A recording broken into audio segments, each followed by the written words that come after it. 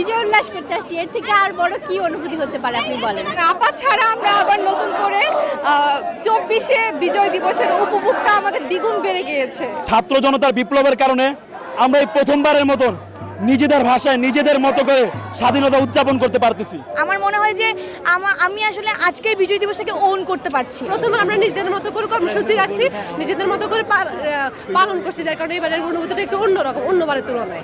স্বৈরাচার আপা এতদিন স্বৈরাচারী চিন্তায় স্বৈরাচারী চেতনায় সে পুরো বিজয় দিবসকে মনে হচ্ছিল যে একা একা গ্রাস করে নিত, সে পুরো বিজয় দিবসকে নিজের করে নিত।